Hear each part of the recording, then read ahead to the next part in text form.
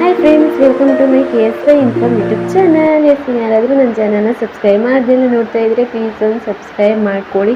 ನಾನಿವತ್ತು ಚಪಾತಿಗೆ ಚೆನ್ನಾಗಿ ಹೊಂದ್ಕೊಳ್ಳುವಂತಹ ಹಾಗಲಕಾಯಿ ಗೊಜ್ಜನ್ನ ಯಾವ ರೀತಿ ಮಾಡೋದು, ಕಹಿ ಇಲ್ಲದೇ ಸ್ವಲ್ಪನೂ ಕಹಿ ಇರಲ್ಲ, ಇದು ಯಾವ ರೀತಿ ಮಾಡೋದು ಅಂತ ನಾನು ಹೇಳ್ಕೊಡ್ತೀನಿ. ಮೊದಲಿಗೆ ಒಂದು 4 ಹಾಗಲಕಾಯಿನ ಈ ಥರ ತೆಳುವಾಗಿ ರೌಂಡ್ ಕಟ್ ಮಾಡ್ಕೊಳ್ಳಿ.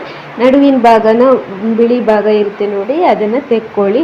ಅದಾದಮೇಲೆ ಒಂದು ಪಾತ್ರೆಗೆ ಹಾಕ್ಕೊಂಡು ಇದಕ್ಕೆ ಚೆನ್ನಾಗಿ ಉಪ್ಪು ಹಾಕ್ಕೊಂಡು ಕಹಿ ಬಿಡುತ್ತೆ, ಹಾಗಾಗಿ 15 ನಿಮಿಷ ಬಿಡಬೇಕು.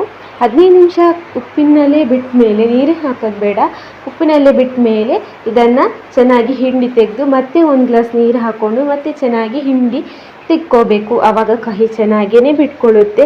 ಹಾಗಲಕಾಯಿ ಒಂಚೂರು ಕಹಿ ಅನಿಸಲ್ಲ. ಈಗ ಮಾಡಿ ನೋಡಿ, ಎಲ್ರಿಗೂ ಇಷ್ಟ ಆಗುತ್ತೆ ಈಗ ಹಾಗಲಕಾಯಿ ಅನ್ನೋದು.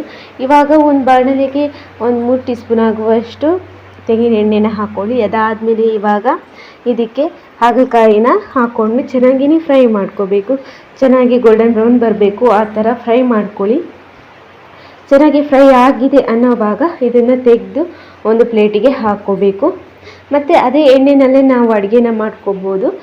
ಎಣ್ಣೆ ಸಾಕಾಗಿಲ್ಲ ಅನ್ನೋದಾದರೆ ಮತ್ತೆ ಹಾಕ್ಕೊಳ್ಳಿ, ಅಷ್ಟೇ.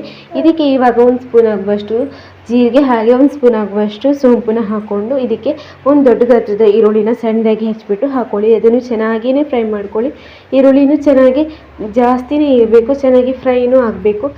1 ಟೀ ಸ್ಪೂನ್ ಆಗುವಷ್ಟು ಶುಂಠಿ ಬೆಳ್ಳುಳ್ಳಿ ಪೇಸ್ಟ್ನ ಹಾಕಿ ಚೆನ್ನಾಗಿಯೇ ಫ್ರೈ ಮಾಡ್ಕೊಳ್ಳಿ. ಇವಾಗ 1 ಸ್ಪೂನ್ ಆಗುವಷ್ಟು ಅಚ್ಚಕಾರದ ಹುಡಿ, 1 ಸ್ಪೂನ್ ಆಗುವಷ್ಟು ಧನಿಯಾ ಹುಡಿ, ಹಾಗೆ ಒಂದು ಅರ್ಧ ಟೀ ಸ್ಪೂನ್ ಆಗುವಷ್ಟು ಅರಿಶಿನ, 1 ಸ್ಪೂನ್ ಆಗುವಷ್ಟು ಗರಂ ಮಸಾಲ ಹುಡಿ, ಹಾಗೆ 1 ಸ್ಪೂನ್ ಆಗುವಷ್ಟು ಬೆಲ್ಲದ ಹುಡಿನ ಹಾಕ್ಕೊಂಡು ಚೆನ್ನಾಗಿಯೇ ಫ್ರೈ ಮಾಡ್ಕೋಬೇಕು. ಚೆನ್ನಾಗಿ ಫ್ರೈ ಮಾಡಿದರೆ ಆದಮೇಲೆ ಇವಾಗ ಆವಾಗಲೇ ನಾವು ಫ್ರೈ ಮಾಡಿ ಇಟ್ಕೊಂಡಿರುವಂತಹ ಹಾಗಲಕಾಯಿನ ಇದಕ್ಕೆ ಮಿಕ್ಸ್ ಮಾಡಿಬಿಟ್ಟು ರುಚಿಗೆ ಎಷ್ಟು ಬೇಕಾಗುತ್ತೆ ನೋಡಿ ಅಷ್ಟು ಉಪ್ಪನ್ನ ಹಾಕ್ಕೊಂಡ್ರೆ ಆಯಿತು. ಇದಕ್ಕೆ ಹಾಗಲಕಾಯಿ ಗೊಜ್ಜು ರೆಡಿ ಆಗೋಗುತ್ತೆ. ಚಪಾತಿಗೆ, ಅನ್ನಕ್ಕೆ ಎಲ್ಲದಕ್ಕೂ ಪರ್ಫೆಕ್ಟಾಗಿ ರೆಡಿಯಾಗಿರುತ್ತೆ. ನೀವು ಟ್ರೈ ಮಾಡಿ.